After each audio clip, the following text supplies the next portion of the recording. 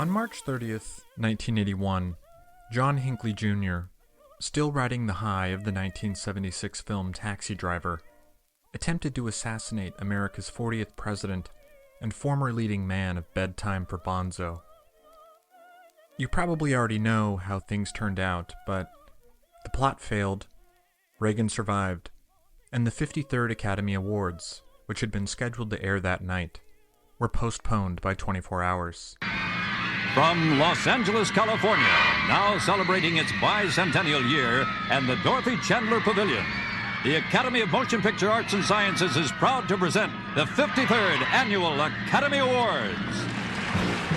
We're in the plaza. Apart from the botched hit on the most powerful leader in the free world, the ceremony went off without a hitch. Johnny Carson hosted, Willie Nelson and Dolly Parton performed, roughly 40 million viewers tuned in.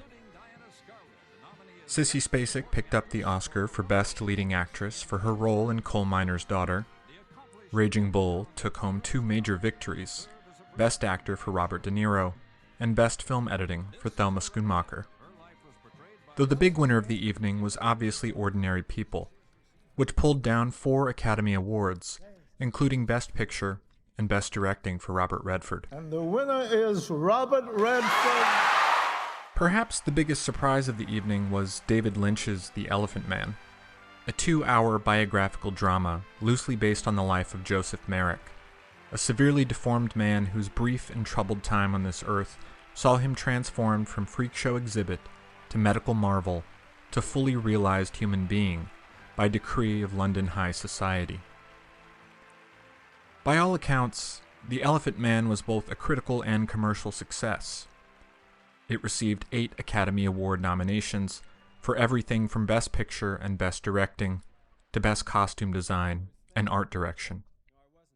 However, by the end of the ceremony, it went home empty-handed. The Elephant Man was by no means the first movie in cinematic history to start the night off teeming with nominations, only to walk away with no wins to show for it. Both Double Indemnity and Herbert Ross's The Turning Point shared the same fate. However, what is unique about The Elephant Man is that it is one of those rare movies to have generated an entirely new awards category.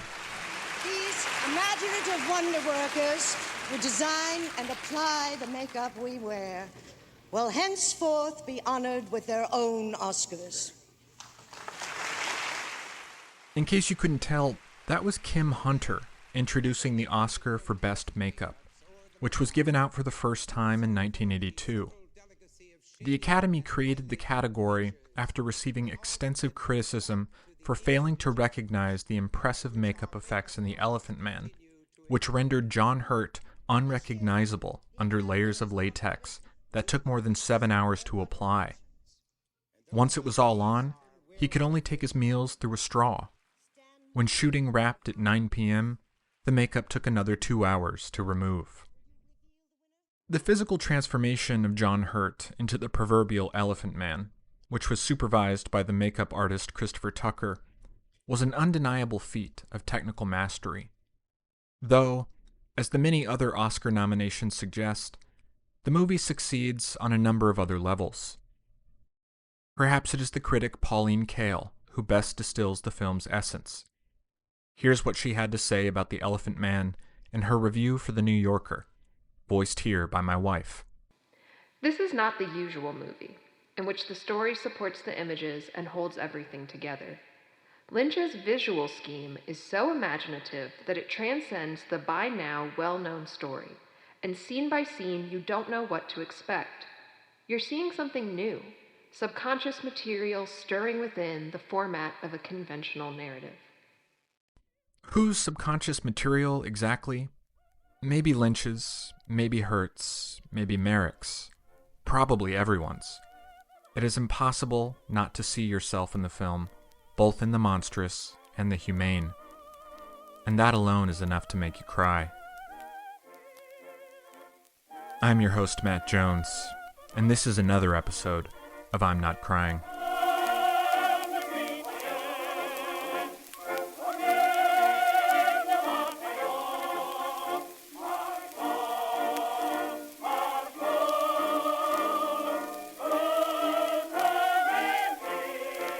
Hi. Today I'm here with Derick McDuff. How's it going, Derek?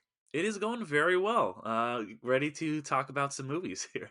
Okay, very cool. Yeah, I'm very excited because you have your own movie podcast. That's right. Yeah. I host Underrated, or also known as the Underrated Movie Podcast, where I discuss films that are, you know, they might not get talked about on other podcasts. Things that deserve a little bit more love. Things that are underrated, underappreciated, or have flown under the radar. Okay, very cool. And I guess to put you on the spot, could you give me an example of maybe a film that you consider to be underrated, underappreciated? I think that the best example, and it's actually the first film I ever covered, was Speed Racer.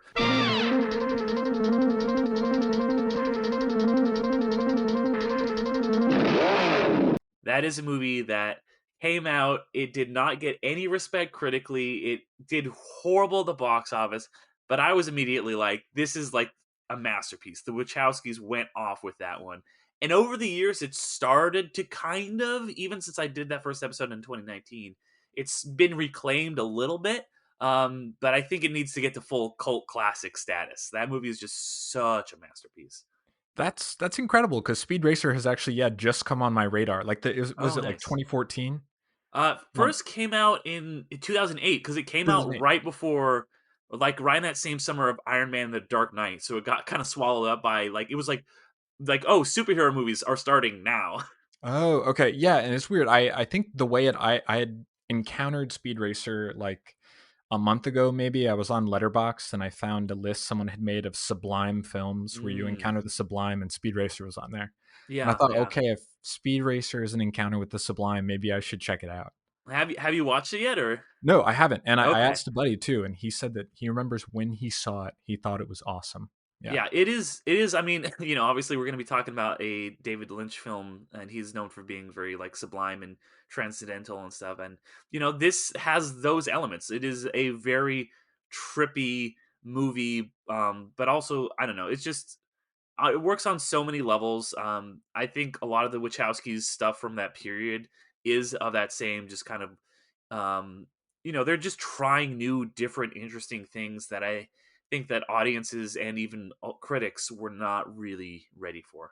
Oh, okay. So maybe now it's going to get its due. Yeah, I That think, and sometimes happens. yeah, I think it's Yeah. starting to get it's kind of getting reclaimed, especially on places like Letterboxd. I think people are really kind of coming around to it and seeing, you're getting these think pieces from people like Patrick Willems, that are talking about how brilliant it is, and that was why I was like, well, this has got to be the first one to cover. Okay. Very cool. And then on the opposite spectrum, I'm wondering, can you think of a movie that you would call overrated? Oof, that's a good question. I would say I hate to rag on movies, but Gravity I think is pretty bad. That's a movie that I think it's a movie that it kind of works as like a spectacle. It works as like a theme park attraction. But like, and that's one of the movies that if you look at, I think its letterbox score has gone down and down and down over the years. So it's been the opposite of Speed Racer, and I think that's because people aren't watching this in a theater anymore. You're watching it at home, and when you're watching it at home, you're not wowed by like a 50-foot screen. You're like, oh wow, other than the visuals, there's not that much going for this movie. Sure, I see what you mean. Yeah, it's a one-time spectacle. Maybe you're not returning to gravity. Yeah, and it just I don't know. I was not a fan of. I don't like the Aragon movies, but yeah, so I'll go into it. The acting, the plot, I think is really bad. I'm just not a huge Alfonso Cuarón fan, just in general. I think he really doesn't do very well with metaphor. For example, he just makes everything very literal. So didn't work for me. I would say that gravity might be a really strong definition of a very literal movie. Yes, Yeah, yeah. yeah. And then other one would be, can you think of a movie that's perfectly rated? So neither over, neither under, but when you hear about this movie, you think, man, everyone was talking about that spot on. Oh, that's a you know what? I've definitely got those first two questions a lot. I don't know if I've ever gotten that third one. That's I would say a film that is perfectly rated. Um, you know what? La La Land, I guess. That's just a really good movie that people like a lot. That I think honestly, if it had won the Academy Award, it would be more hated because people would be like, "Can you believe this is the film that beat Moonlight?" So I think honestly, one of the best things that happened in that movie is that it didn't win Best Picture. And the Academy Award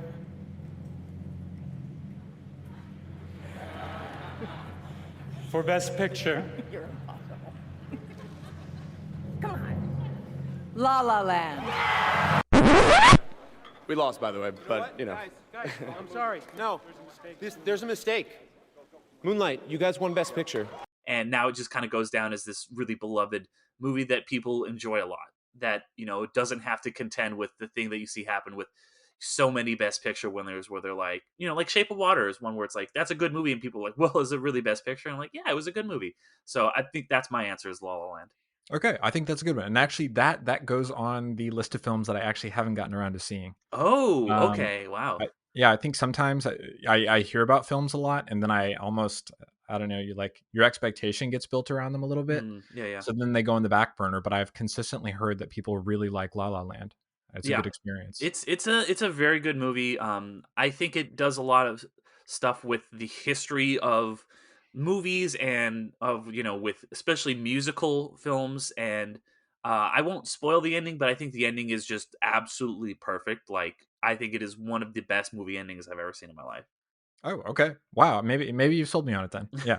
Maybe it's time. Excellent. All right. I'm curious to hear what you think about it when you do watch it.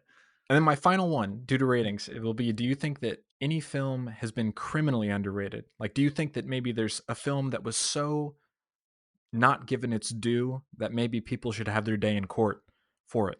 You know what? I'll say the 2010 version of The Wolfman. That is a movie that nobody's coming to reclaim that movie. And obviously, we just had the Lee Winnell version that came out this year. It's largely been kind of this forgotten reboot. Like the movie today, it has a great Anthony Hopkins performance in it, and it's just this gothic, creepy, masterpiece as far as I'm concerned, and nobody seems to like it.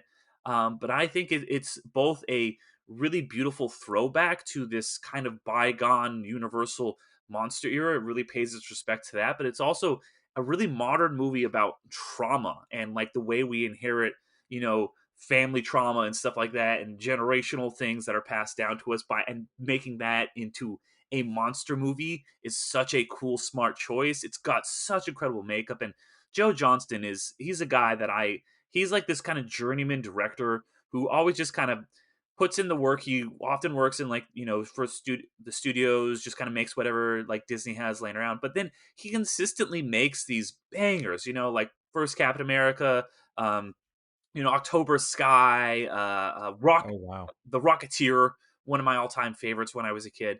So, he's somebody who always just really, really makes consistently great stuff out of just whatever IP is assigned to him. And I think that The Wolfman really, from 2010, and Benicio del Toro in the central role, so good. So it's just really good gothic horror / gothic romance, in my opinion. Okay, excellent. I will say October Sky, that is on my tear-inducing cinema list. Loved October Sky. Oh yeah. Yeah. Definitely. That's 100%. a great movie, yeah. So I'm really excited. So today we're talking about a particular movie, right? Mm-hmm. And that is David Lynch's 1980 The Elephant Man. Ladies and gentlemen, the terrible Elephant Man. Yeah. So I'm very excited to talk about this one. I'm not a huge Lynch guy. I'm familiar with Twin Peaks, but yeah, this is a movie that when I was thinking of movies that make me cry, this one it was at the top of the list. Wow. Okay, and I'm excited because I had never seen this before watching it for this recording. So I'm wondering, can you tell me a bit about how you encountered this film? Like what was going on in life? Yeah, I mean, I actually watched it relatively recently, like maybe within the last 2 or 3 years. I mean, I can double check my letterbox, but it was not that long ago that I watched this movie. And because I remember one of the reasons I wanted to watch it actually was because I knew that has a reputation for making people cry. I always think of, there's this interview with Ryan Gosling and Margot Robbie around the time they were promoting Barbie. So yeah, this must have been 2023 that I watched it. And the interviewer says something along the lines of, oh, like what movie makes you cry the most? The answer we always get is The Notebook. And Gosling, in his very Gosling way, kind of like laughs and goes, Really? Not Elephant Man. No, not even close. Are you kidding? Elephant Man would be mine. Is it really?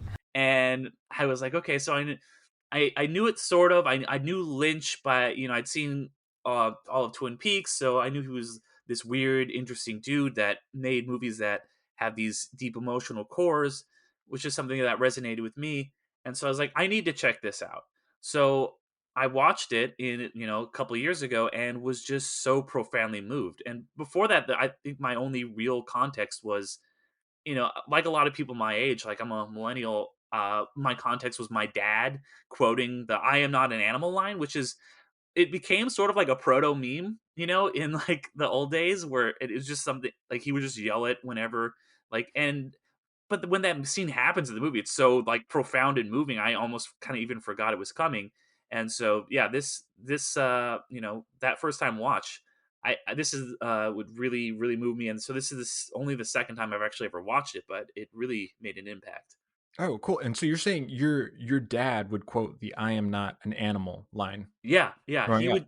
he would just say that all the time, and I had no context for it. Like, I think he would say it if, like, I don't know, like, like, somebody showed up that, like Jason in, like, Friday the 13th or something, because, like, Jason's a similar character. He wears, like, in the first couple, a bag on his head and, like, is kinda deformed and stuff like that. So, it was just, like, a weird touchstone that he would say. Like, my dad is not, like, a big film guy. He doesn't I don't know if he even knows who David Lynch is, but I think that speaks to how this is really Lynch's most accessible and most, widely popular film where people like my dad would just quote it. That was actually, yeah, that was one thing I didn't know about it kind of going into the first time, Mhm. is that, yeah, it was a huge, I mean, it was a success, Yeah. massive success at the time. And I'm wondering, so was this the movie that did you like rent it, watch it at home? Was it a solo watch? Yeah, it was a solo watch. I just kind of on a whim one day watched it because I'm always trying to like I have a huge list of like things that I need to watch. A lot of David Lynch's stuff is in my watch list. So I just kind of turned it on one day. It was streaming somewhere. I can't remember where at the time, but HBO or something. So I just threw it on and watched it and just started crying. I was kind of glad I was alone because I could just cry, And it's funny when I was rewatching it the other night. My roommate was like, "Hey, I'm coming over with a friend later." I was like, "Okay, I hope I finish the Elephant Man before they come over because I'm going to be a sobbing mess by the time they get here." I'm sure, and I'm wondering with that first watch, was it just like a general reaction, emotional reaction to the film, or were there particular scenes that got to you? I would say I was always kind of like at a baseline of, you know, about to be crying throughout the movie, but there were certain scenes that really hit. And I think the one where I was most feeling it is probably there's a couple scenes in the back half, particularly that scene where he says, I am not an animal. I am a human being. that scene really got to me. And then also the scene where um the all the like people come to his room and they're kind of like messing with him and like they break his model and they're like grabbing his face and torturing the John Merrick. That scene was another one. So there's some scenes that stuck out in particular, but and even some of the quieter scenes. There's that scene where Hopkins is kind of talking to his wife and he says, "Am I a good man? Or am I a bad man?" and then it just fades out. It doesn't really give you any resolution. It's just so it really is one of the most empathetic movies I think I've ever seen. And a lot of times you can be like crying, like happy crying or sad crying, but you're kind of doing both and you're not really sure what emotion you're feeling necessarily at any particular time. Oh yeah, I can very much relate to that feeling, to where I'm trying to locate, do I feel sad right now, or am I feeling something more rooted in, like, I am pleasantly surprised by the humanity that people demonstrate, which I think is kind of a thing that I've been finding now. Yeah, yeah, Yeah. honestly. And there's just so much of that in this movie where that's why it gets to me so much, is because you're watching this really, really horrific tale of this guy who was has just the most horrible life. And there's a point when they say he's 21 at the beginning of the movie, and you're like, oh my god, it's just horrible life to the point where he doesn't even want to speak because he's afraid that if people think that he's intelligent, that he's just going to get treated worse, and would just rather go along with people thinking that he doesn't have any real cognitive abilities, so that he can just be essentially left alone. And you're seeing empathy being shown to this person for the first time in their life. And another moment that really made me cry was when he gets visited by Anne Bancroft, the actress, and that scene where she's just showing him genuine care and and kindness. It's something he's just not used to. Or when he starts breaking down and crying when he meets Hopkins' wife, and he just starts crying. He's like, I'm just not used to being complimented by a beautiful woman, because you've seen so many points in the film where they have women walk in and they start shrieking at his appearance, and that's his normal, that's his usual. And that's what I think Lynch is so good at, is capturing the real humanity and the real experiences that we go through in a way that is a little bit weird, a little bit off kilter. And it just really, really makes you feel for this guy. And he feels like so much, because obviously he was a real person, but he feels like so much more than a movie character. He feels just a big part of it is John Hurt's incredible performance, the amazing makeup, which is basically the reason why we even have a best makeup Oscar, is because that makeup was so good. They were like, hey, the Oscars need to do something and recognize films like that. There's just so much in this movie that feels so human. Yeah, yeah.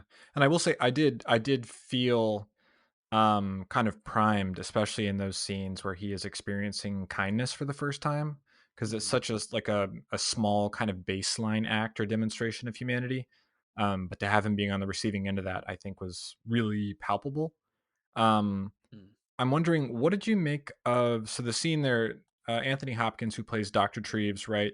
He finally goes to get a glimpse of the Elephant Man, or John Merrick, for the first time. He goes to visit Bites, kind of in this underground cellar-esque room where they're staying. Mm-hmm. And when he glimpses John Merrick for the first time, he has like the single tear fall down his cheek. I was wondering, how did you read that cry for his character? I took that as so many people who go see the John Merrick in that part of the movie when he's like in the freak show are just kind of seeing him not as human. They're just seeing him as this like this freak of nature. There's even the cop is like, that's not a man, like that's just whatever, a freak or whatever he says. And I think that he right there, when that single tear falls down his face, is honestly seeing the person. He's one of the few people who sees John Merrick as a guy, as not as a sideshow, as a person. Um, and he's feeling some real compassion there. And I think that Treves is such a fascinating character because he does question like whether or not what he's doing is right, whether or not he's like Bites, who Bites is just, an abusive, horrible person who is using the using John Merrick to his own ends. And Treves, while he I think has that compassion, while he truly cares about him, while he sees him as a human, he only does initially get him out of that situation because he wants to show him off to his colleagues. He's got this finding. And then once he sees that he's been beaten so badly, he like starts to like help him, but he does question like, are my motives that much more noble? So it's a complicated thing. It's not. I don't think there's a clear, definitive answer. It's like, yes, it is. There is compassion there. There is seeing him as a human. There is that first encounter where he has the tear come down his face, but he's also just like, oh well, and he does care for him his whole life, and does all these incredible things for him. But there is that part of him where he realized, like, I did have selfish means for what I did initially with this guy. You wanted the fake to show to those doctor chums of yours to make a name for yourself. You, my friend, I gave you the freak.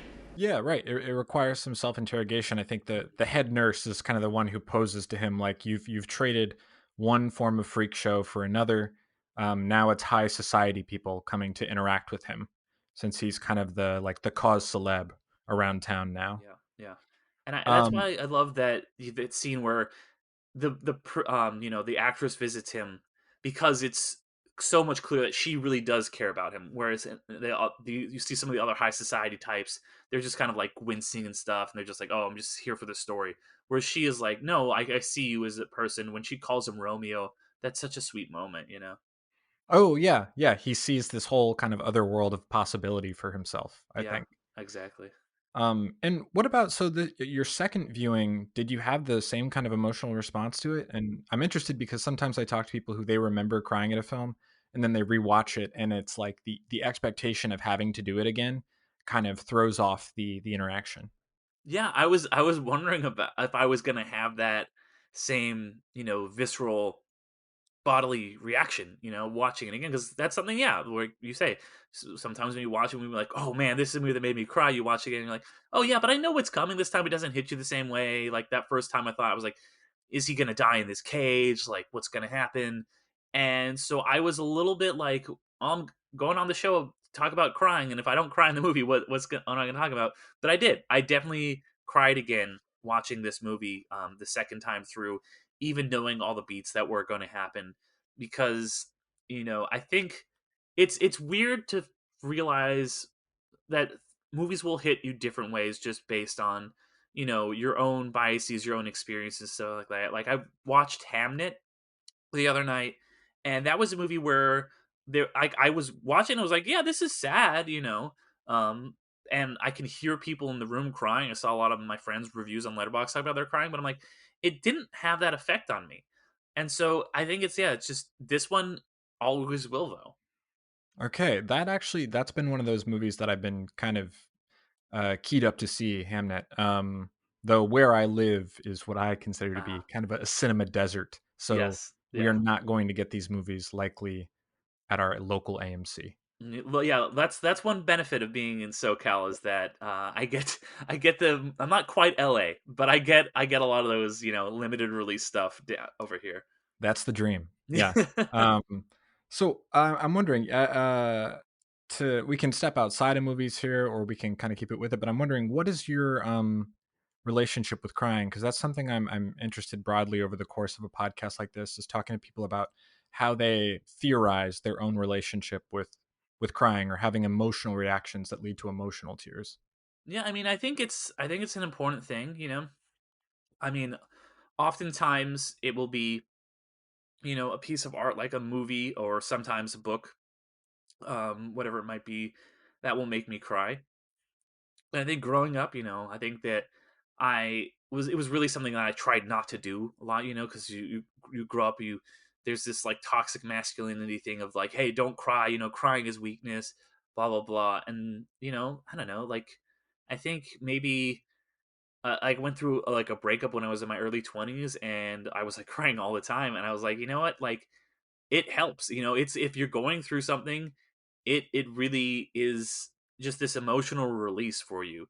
And it's something that I, have become like come to accept. It's like, yeah, there's nothing wrong with crying. It's a very healthy thing. It's a very good thing that you should, I mean, it's not good if you're crying all the time and you're depressed. But it's a good thing that when you feel this emotion, to let it out like that. And to it's sometimes it's good to cry alone. Sometimes it's good to, you know, cry with somebody else. Sometimes if somebody is crying, it's good to be there and comfort them. So, yeah, I think that I guess I have a healthy relationship now with Oh, crying, I would say.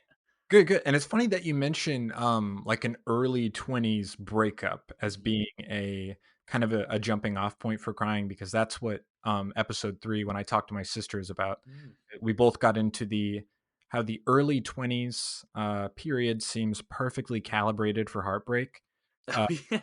then leads to a lot of crying and kind of like reevaluation of self. Yeah, no, 100%, because it was one of those things where it was like my first like big, like really, like, it was, the relationship that when you get in your early 20s, you're like, this is going to be it for the rest of your life, and it's not, obviously. But then you kind of have to like really that's the like you really figure so much about yourself out. And yeah, like crying is a really good way to deal with realizing that the life that you had thought of was not exactly the life that is going to happen, you know. And yeah, I think we in our early 20s really start to become the people we end up being in the rest of our lives. Yeah, yeah. I think crying's a good way to kind of like grieve that self that you'd envisioned, that you realize, oh, actually, this isn't going to pan out that way. And then in hindsight, you realize like, oh, I was exceptionally young at that time.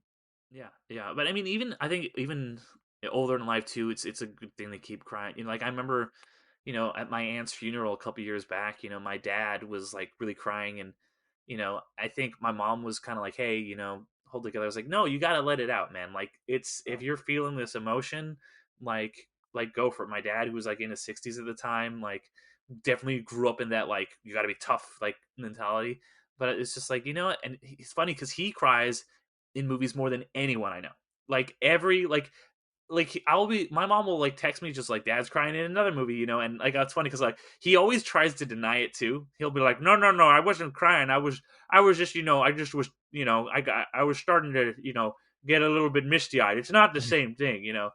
And but it's like it'll be anything, you know. It'll be stuff that gets him nostalgic, like the movie Band Slam, which is like this Oh it's wow. not a Disney Channel movie, but it feels like a very Disney Channel movie. I covered it a couple years back on Underrated, and then he watched it because he was a musician back in the day. He started like crying watching that. So, you know, I think it's something you know that we can. A very good emotional response to a film, and as long as it's not, I think some films are manipulative, and I think I will go back to Hamnet again, where I think the ending of that movie skews more manipulative to me. One of the big signs for me is I don't know if you've heard you know are familiar with the song "On the Nature of Daylight" by Max Richter,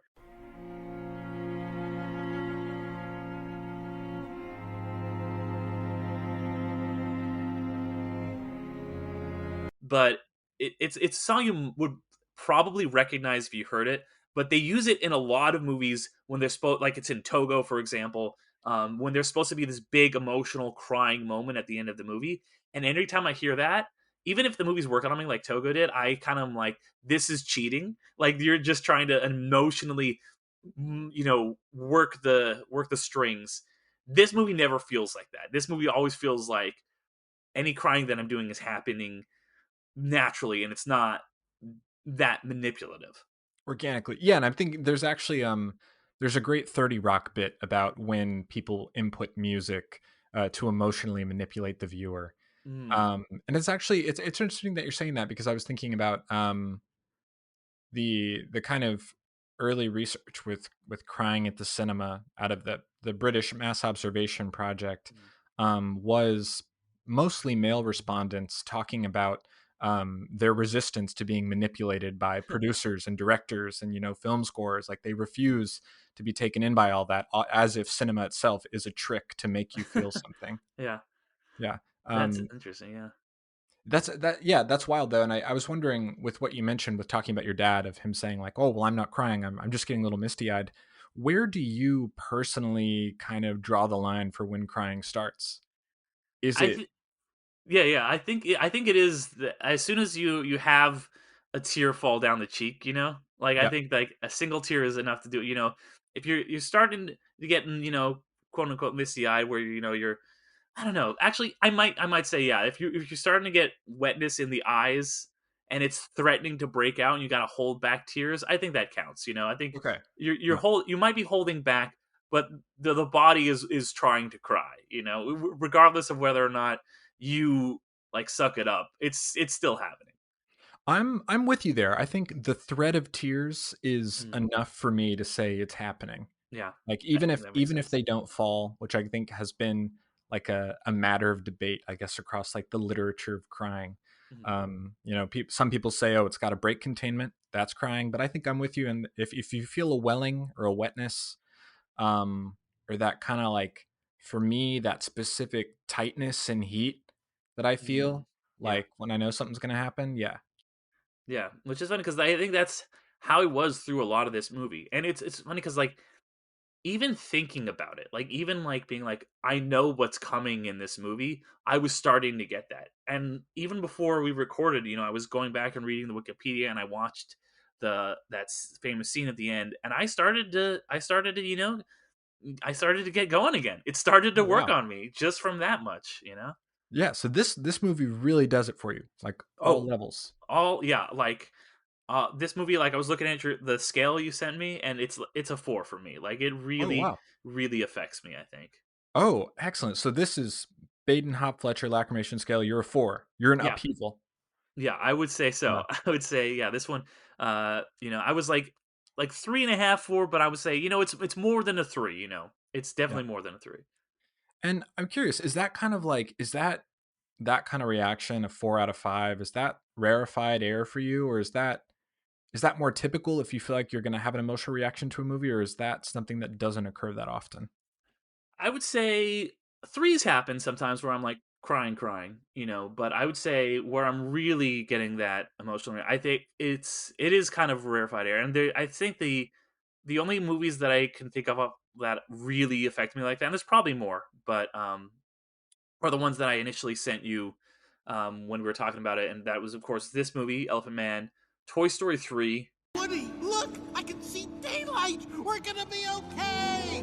Hey! I don't think that's daylight. Really gets me because I am a millennial and I'm the same age as Andy in the Toy Story movies. And I watched, you know, Woody. I grew up with Woody in the same way that he did. Oh, sure. And then I would say also La La Land. The end of that movie Okay. definitely makes me cry too. Okay, another reason for me to check it out. Yeah, and I'm with you.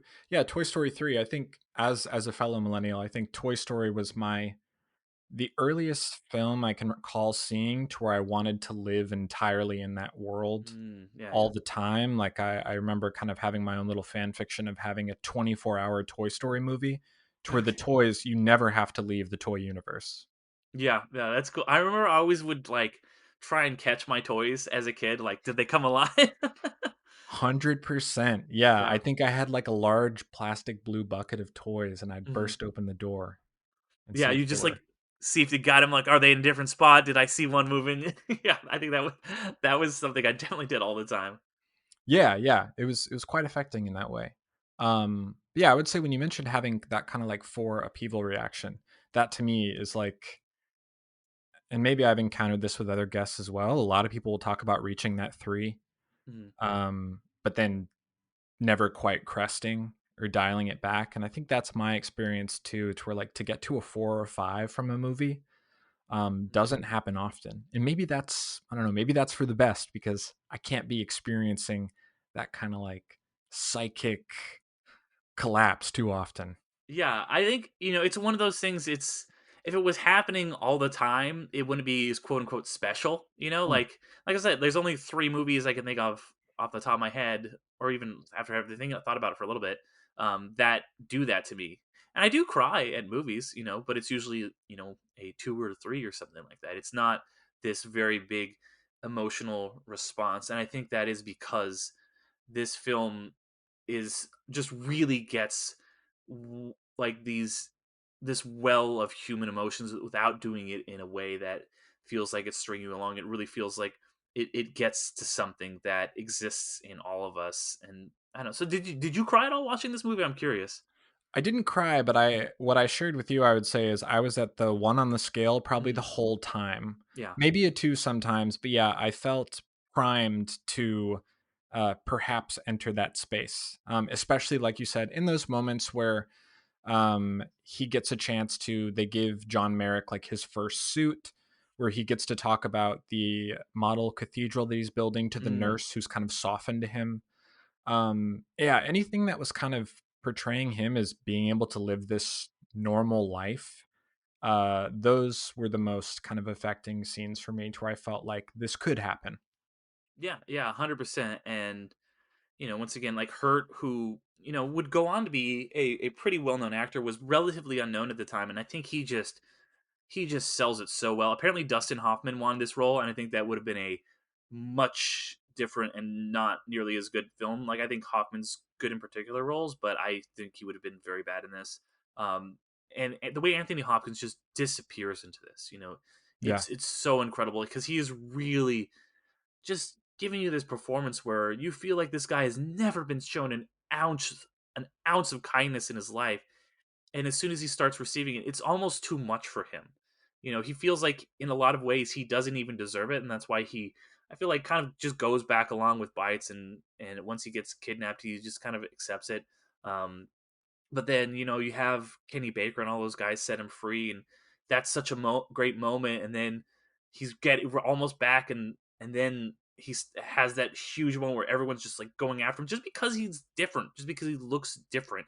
And when watching this movie, I was like, man, people just did not have empathy back in the day, like people who always just like, oh, we've got to go back to like traditional values and stuff. Like, man, traditional values was just like, so if anybody is not just like a straight like like what's the word, like white person who is totally physically able and Oh, mentally sure. able, then you're just gonna be horrible to them. Oh, yeah. Yeah. Yeah. To the point where literally, like, John Merrick's prospect in life for like living was, or at least Bites, his kind of captor, his logic was, oh, well, he's a freak Mhm. and this is his only way to live. Like, his only opportunity in life is to be exhibited. Yeah. There's no sort of normalcy on his horizon. Yeah, and that's gone on his whole life. He has that flashback to like being a kid in that factory and just the workers just like, torturing him and showing in the mirror, and he's like just can't even handle his own appearance. And with talking about wanting to get that normal life, and that last beautiful moment that he has where he goes to the play and gets the standing ovation and has rebuilt his cathedral, and then he sees the crying kid on the wall, and then because he realizes he can never just sleep normally, and that's when the movie becomes, the whole movie you're like, oh, this isn't that Lynchian, but that last scene I think does become very Lynchian. What do you think, what's your take on that last bit of the movie there, that last, like, 2 or 3 minutes? Oh, kind of like the star journey. Yeah, like where it's like the star, like the whole thing with the stars and like everything leading up to that, because like that is how Merrick died in real life. um and so like obviously he's dying there, but I think the movie is like kind of saying something more. That's when it gets really like Lynchian and just like weird and existential. Oh yeah, what I feel comfortable saying is that that is a very Lynchian moment, and I love calling things Lynchian. I I've thought about it in the same way I've thought about the opening of the movie with the kind Mhm. of like oil black elephants, Mhm. all stampeding around his mom, and I don't know. I guess the end for me is, I don't know, like an attempt to literalize this story into universality. Mhm. But that's as far as I've gone. What do you think? Yeah, I mean, I excuse me, I've thought about this quite a bit because the rest of the movie is so just kind of literal and factual and stuff. And that last scene feels like, it should be a sad scene because that's Merrick's death. But it's also like you're having the Tennyson poem being read by his mom in space, and it's saying something like, Never, oh never, nothing will die. The stream flows, the wind blows, the cloud fades, the heart beats. and him seeing the picture of the sleeping child, he just kind of becomes that sleeping child. It's this thing that he always wanted in life, is just to be not normal, but just to be accepted, to be able to do the things that people do. The most basic thing, sleeping. Sleeping like a regular just person, and he sees that sleeping peaceful child, and I think that's the moment when he finally achieves peace. And whether that's death or going back to the universe or whatever, I think that is a very happy ending, because if he had died in that cage, that would have been the ultimate tragedy, or he'd been killed by the mob that chased him to the train station. But here, he's experienced this day that he never in his wildest dreams thought he could experience, where he sits next to a princess, watches a play, which he loves the theater, as they say, never thought he could experience it. Goes to the theater. The actress who kissed him earlier tells the whole theater to give him a standing ovation. He finishes his great work of art, and then just he moves on. Yeah. I think that's so beautiful. Do you think that, I guess, yeah, with that reading, then I'm wondering, he's kind of had, and I know he kind of says toward the end there, like, I'm happy every hour of every day in that existence he has at the hospital. So I do read the ending as happy in that sense. Like, even if he chooses to go out on his own terms. Hmm. Yeah, Um, yeah. yeah, I And totally agree. I think this is, it's funny, like, I didn't know this was coming at all. And, you basically put David Lynch as the Elephant Man on the map for me. But so there's a scheduled remake of it for 2025. Really? And So it's it's, so it's coming out in like the next 3 weeks or something. or I mean, I guess there was, I don't know what it's moving at, but I was wondering if you'd ever seen the 2024 movie A Different Man. Oh, I hadn't. I've heard really good things about it. Yeah, so that stars Adam Pearson, this guy Mhm. with it's neurofibromatosis, which I guess there's been theorizing about what Joseph Merrick or John Merrick actually had, but Mhm. yeah, he in the movie A Different Man, Sebastian Stan plays a guy with neurofibromatosis. He looks very much like the Elephant Man, and he ends up having an operation to um, essentially look normal. Mhm. Um, but then later on in the movie, without spoiling anything, he ends up meeting Adam Pearson's character, who looks exactly like he did, but who's living a normal life and people like him. So it posits this really interesting question of, did people not like Sebastian Stan because of his deformity? Or was he really self loathing about it? And is that why people shied away from him? Yeah, no, I've heard that about the movie. It's something I wanted to watch. I just never got around to it last year. I'll probably go back to it at some point. But I think it brings up a good point where in this movie, once people start to see how beautiful a soul Merrick is and how kind he is, like that.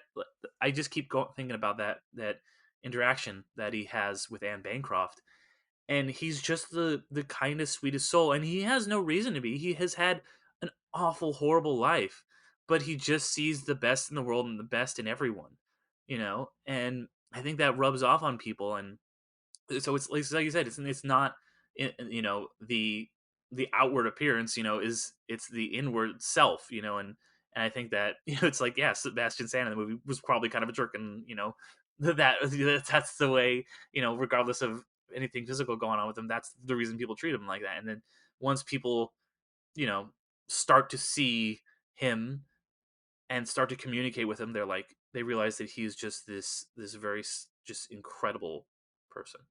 Oh yeah, he's an incredibly sweet soul, and like, you want to see, as the viewer, every amazing thing happen for him. Like, you want him to speed run life on the best possible terms, which is like, having a theater performance dedicated to you.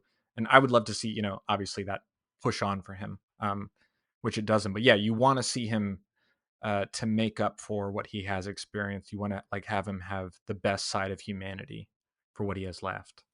Yeah, exactly. And that's when he gets to experience that. That's another moment where I cry, where I'm so happy for him, because I've just experienced so much sadness, and it's not like I sad cried, and now I'm happy crying. They, like I said earlier, they kind of roll into one another. Yeah, yeah, I do agree. And I think even the, personal experience, but also like theoretical too, is that, yeah, it's hard to, tears are not, uniformly sad. Yeah, They yeah, can exactly. have a lot of emotions bound up in them.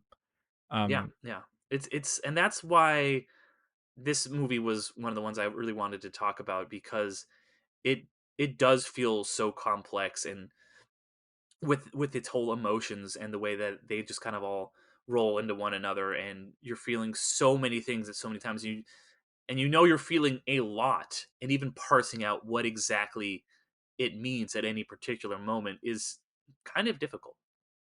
it is, yeah, yeah, and that's kind of the fun, I think, to try and parse out, like, on a granular level, how you feel about a thing. Hmm. Because then I know that when I actually sit down and do it, I come to find that I'm very confused at first, and it's hard to pin down or hard to disentangle. Like, if you do disentangle it, it kind of disintegrates. Yeah, totally. And I hate to keep harping on it, because I did like the movie, but Hamnet, I think, watching it, you can watch it and be like, okay, I was clearly feeling sad because of this. Like, it's very It's very basic. It's very just like, okay, this happens in the movie. You know, I'm feeling sad because of these events. Whereas this movie, and I watched it and then I don't really think about it. Whereas I love movies where you watch it and then you have to sit with it for a little while, which is why whenever I do a podcast, I always try to give myself a couple days. I don't try to watch it like the night before, or God forbid, like watch the movie and then go right in the podcast. Especially if I haven't seen it before, because I feel like the movies that really, really work are the ones where, like, weeks, months, years later, you're still thinking about. And even if they don't always work, like 28 Years Later is a movie that I don't think was works with everything that it's trying to do, but I'm still thinking about that movie months later and what did it all mean. And it might not have worked for me, especially at the time watching it, but I like that it got me thinking about death and, like, you know, what does it mean to live a good life, and what does it mean to be a man, and what does it mean to, like, live in the world, like all these really interesting concepts it's going for, and it might not ever reach it, but I will 10 times out of 10 take a big swing and a miss than an easy thing, and this Oh, is a big yeah. swing and a hit. I love a big swing. Yeah. Yeah. Even if it whiffs. Yeah. Yeah, I'm with you there in terms of, I think there are movies to me that I don't even know. I guess they fall into sometimes the movies that I don't know that I would recommend to people. Like if they say, "Oh, Mhm. should I watch that?" And I think, well, it certainly had an impact on me to where I think about it a lot. I don't know that I would tell you to watch it because I don't know if I could quantify it in terms of good or bad. And 28 years later, I think kind of falls into that for me. Yeah, yeah. I'm excited for the Bone Temple, Oh which yeah, is, I mean, I like Nia DaCosta. It'll be really interesting to see where they continue that story. But yeah, I love Jodie Comer in that. Ray Fiennes gives this really weird performance, and some of the filmmaking is just like very experimental, and that doesn't always work. But it's the same thing with, I talked about how much I love the Wachowskis and Speed Racer, that when they're like, or I think it's just one of them went back and made the Matrix, uh whichever the most recent Matrix one was, right. Rebirth, I think. Yeah, um um I was like, that was another movie where it was just like, you know what, this is the most interesting one of the most interesting Matrix sequels we could have gotten. I don't think it's good necessarily, but I love that you kind of are at this point in your career where you have to go back to the Matrix well. Otherwise, WB is just going to make it with whoever. There's even like a line poking fun at that, and they've had so many unfortunate bombs that are really great movies that they have to go back to that. And I really like that they're like, we're going to make this, but we're going to make it on our terms. We're going to make it weird and different. And I don't think it's particularly great, but I really am glad it exists. yeah, yeah. And I think, yeah, you again. I think I'm gonna have to go Speed Racer mode Mm. relatively soon in life. Yeah. So one of the things, and this kind of builds on most of what you've been saying. One of the reasons I was excited to talk to you, right, is because you have this movie podcast. You're obviously very passionate about movies. So how did your relationship with movies start? Yeah, I mean, I definitely I watched a lot of movies as a kid, Like I said, my dad isn't both my parents aren't like big movie buffs, like they wouldn't know who David Lynch is probably, but we did watch a lot of movies, a lot of like populist movies like Indiana Jones and Star Wars were big staples for me growing up. So I would watch those all the time. So I was always like a really big movie fan. I loved going to the movies. And then, like, a lot of people my age, once I was like 13 or 14, I started to get more into, indie stuff, like your basic level entry indie stuff, like Eternal Sunshine of the Spotless Mind. Oh yeah, Yeah, that's the classic trajectory. Yeah. exactly. Um, like things like that, kind of getting more into that. I wanted to be an actor for a little while, so studying acting, learning some of the greats and stuff like that, and then I worked at a movie theater for a while, and in my late teens is when I really started to be like, okay, like I am really becoming like a film fan. I'm really starting to at that point watch a lot of the greats. Going back to movies like Butch Cassidy, the Sundance Kid, these kind of classics, that I had not seen as a young person, and yeah, over the years just became more and more into movies, and I'm a writer too, so I started uh, realizing that I love watching movies and breaking them down. So I started getting into like film criticism, like writing for blogs and stuff like that, and then getting into podcasts and realizing, yeah, I like talking and reviewing movies, so this is maybe something that I can do. Wow, that is extremely clear line of personal history. Yeah, no, that I think that's fascinating, and I think I'm with you, especially on perhaps that age of like early teendom, Yeah, yeah. um, getting into indie films, and I don't know, like I often sit around wondering. Something I wonder about a lot is what did I think about those movies when I watched them? Like, Mm, did I really love them, or was part of it I thought like, oh well, this is the high art film, so this is how I like differentiate myself from mega popular blockbusters. But right, I right. had those experiences with Eternal Sunshine of the Spotless Mind, and I don't know if you remember Blockbuster used to do what Netflix did in the beginning, to where you could order Oh DVDs yeah, through yeah, them. yeah, yeah, yeah. So yeah, I remember watching like Gummo and Long Mm, Island Expressway, and I think Igby Goes Down, and um, George Washington, and okay, yeah, thinking yeah. like, oh, this is the height of cinema here. Like Hmm. this is the way. Yeah, and it's funny because like I obviously like love movies like that. I love like high art, classic cinema like that or indie stuff. But I think that I also think that big blockbusters they're great too. I still love all those movies that I watched as a kid. My parents like right now I'm wearing a Jurassic Park shirt. That was like one of my all time favorite movies. So I think both really have their place. I was working on my top 10 list for this year for movies that came out, and my number three movie is a Marvel movie. I thought Thunderbolts was incredible. Oh, That's a nice. movie that like really has that movie. Honestly, I think I might have even started, I got into at least a two on the scale with Thunderbolts.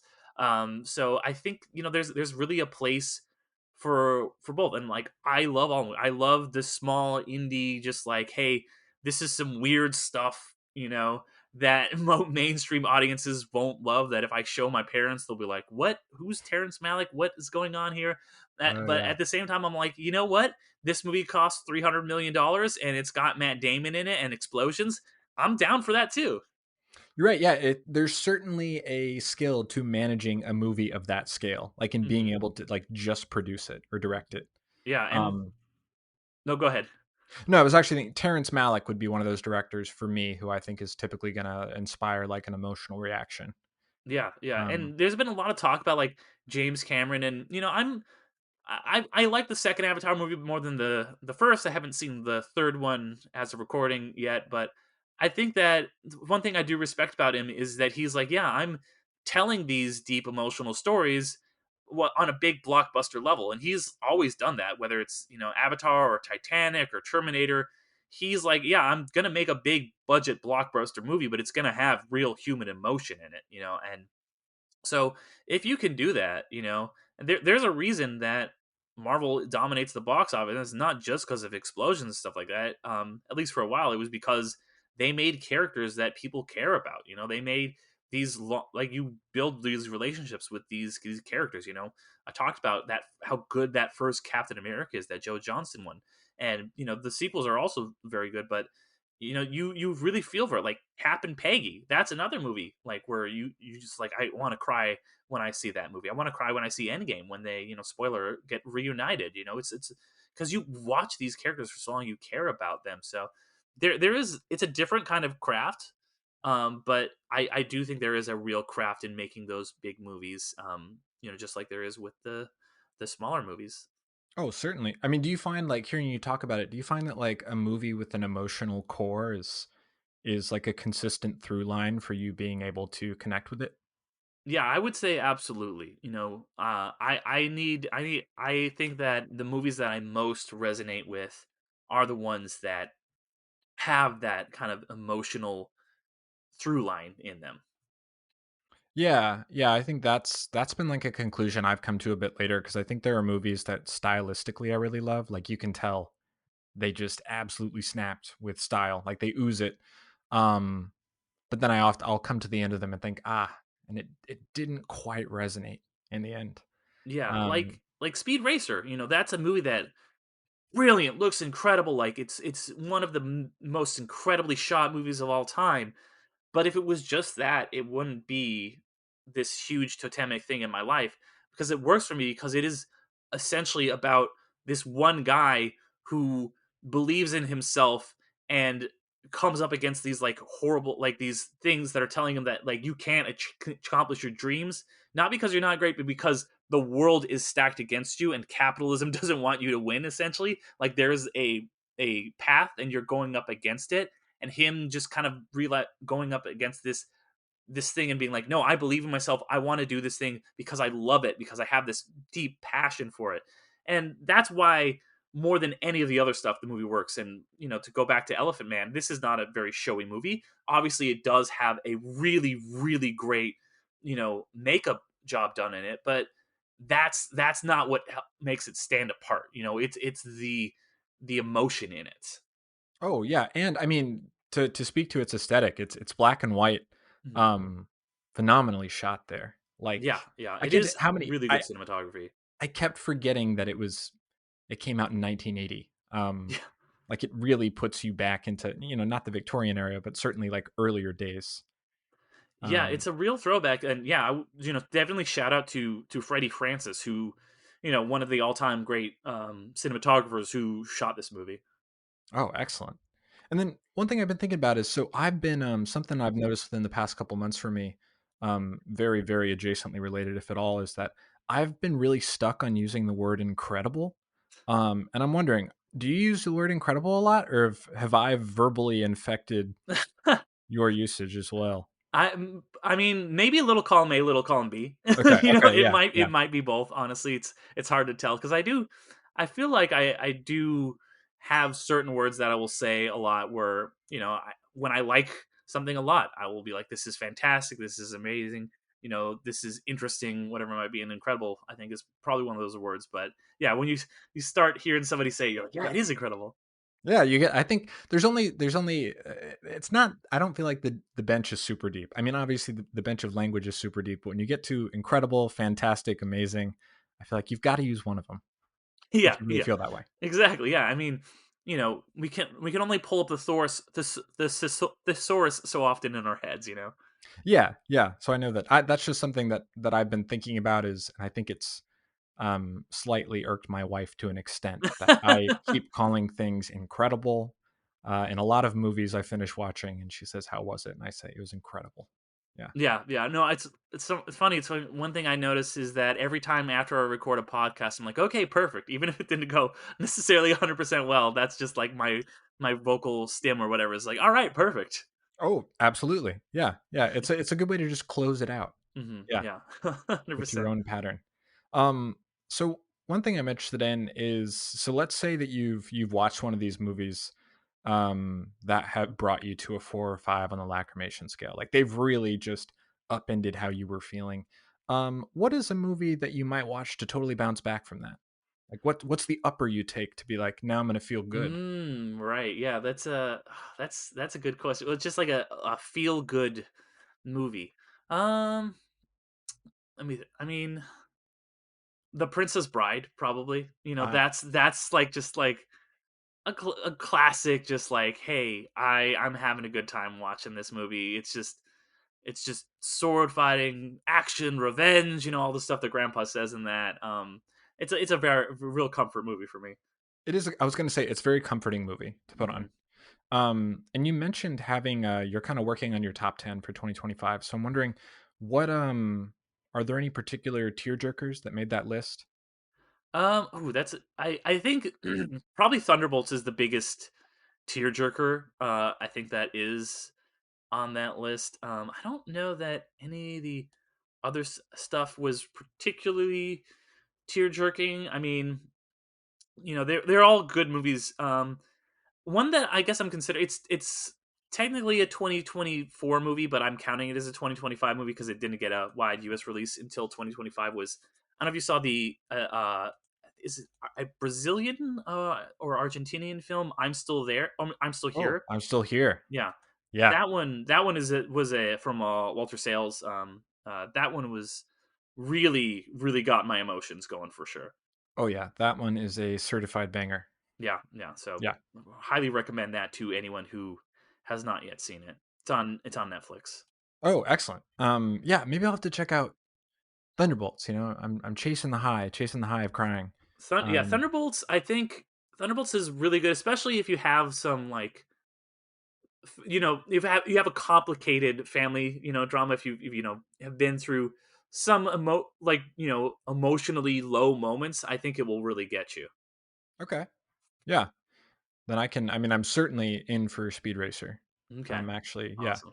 I'm pretty amped for that. I'll put it on the very long list. I'll bump it Okay. up to the top of the list. All right. Yeah. Glad to hear that. Yeah. Yeah. Perfect. Would you like to leave our listeners with any final thoughts? Yeah. I mean, if you haven't watched The Elephant Man, I don't know why you listened to this. I'll spoil the whole thing, but please go and watch The Elephant Man because it is such a profound masterpiece. And if you want to hear more films that maybe you've overlooked or didn't give a shot because you heard it was bad or whatever, I'd love you guys to come check out Underrated, to hear me talk about some movies that are some of my favorites, or not even ones that are my favorites, ones that like, hey, maybe give this movie another shot, because movies are good. I will always give the benefit of the doubt, and even if I don't like a movie, if someone else has a movie, I never want to yuck their yum. Yeah, that makes sense. Yeah, definitely go check out Underrated. I've obviously already been sold on one. All right, excellent. Glad to hear that. Yeah, yeah. Well, thank you so much for joining me. Yeah, thank you for having me. Go Speed Racer, go Speed Racer, go Speed Racer, go! I'm Not Crying is a production of Wildborough Studio. Thanks for tuning in. Until next time.